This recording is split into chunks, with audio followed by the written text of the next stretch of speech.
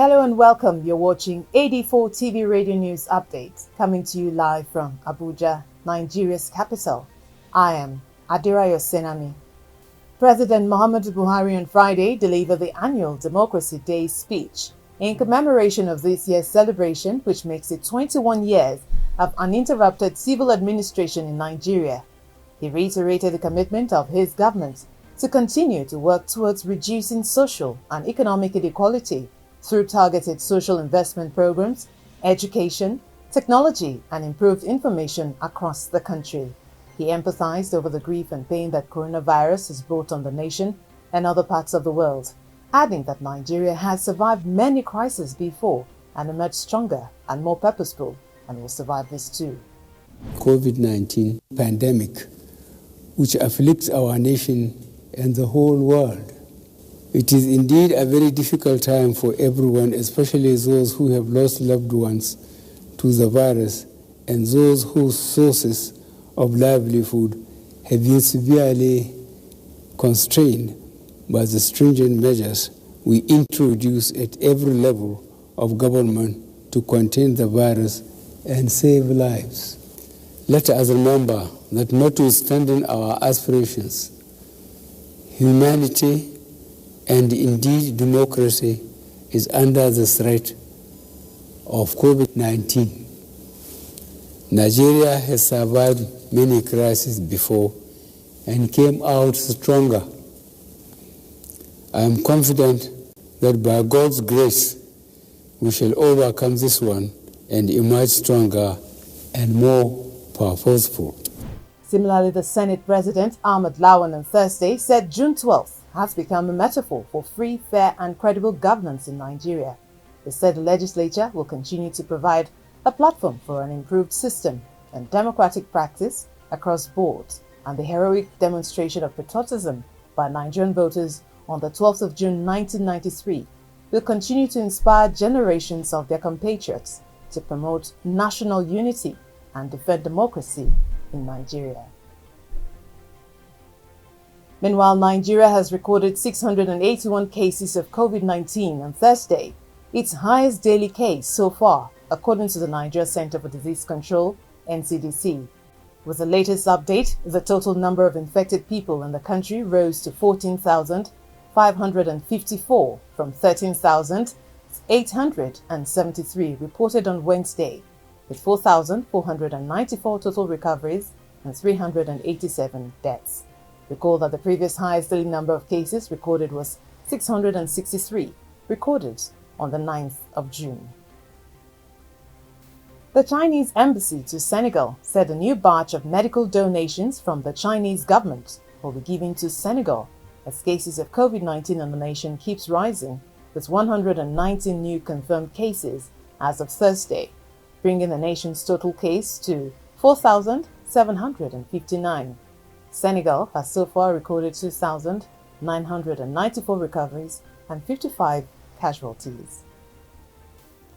Still in Africa, the International Monetary Fund, IMF, has approved an additional $111 million for Rwanda to alleviate the effects of COVID-19 pandemic on the country's economy.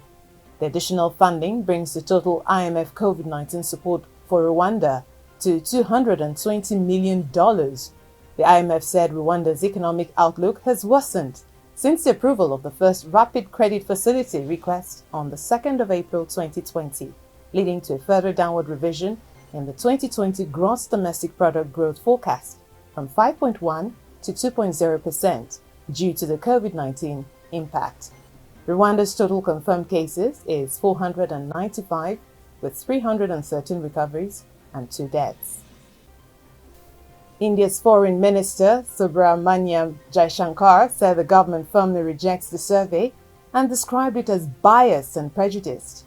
The decision comes after the U.S. Congress released its own religious freedom report, and the top Trump administration official said he's very concerned about the South Asian country's situation. We'll take a break now. When we return, university fires 30 contract lecturers. Mental health and the COVID-19. It is no longer news that the coronavirus disease is now a pandemic. New cases are on the rise and the death rates have increased. People may develop issues of poor sleep, poor eating habits, undue irritability, and uncertainty. Some may also start to cope with the use of alcohol, substances of abuse, and self-harm. While all of these reactions can occur in response to a stressful event, it is important to share tips to help people remain in optimal mental health. 1. Let's normalize the conversation. If you feel anxious or afraid about the virus, remember, you are not alone. 2. Don't self-diagnose. Just because you have symptoms that are alike to COVID-19 doesn't mean you have it. 3. Plug out and limit sources of information to credible ones. 4. Develop a healthy daily routine, especially as quarantine is ongoing. 5. Focus on the things you have control over. 6. Practice social distancing, not social isolation.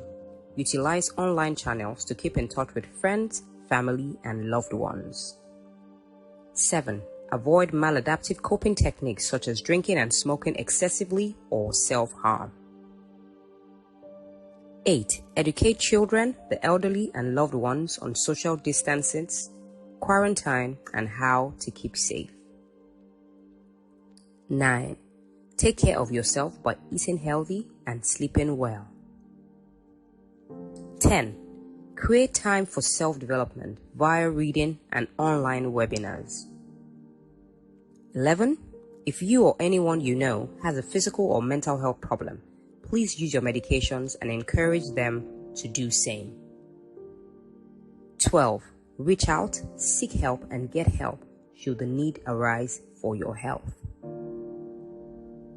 Remember that there is no health without mental health. Welcome back. You're watching 84 TV Radio News Update.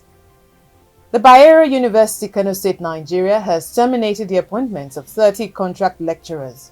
The management of the university say they had to let the lecturers go due to discrepancies in the Integrated Payroll and Personal Information System, IPS.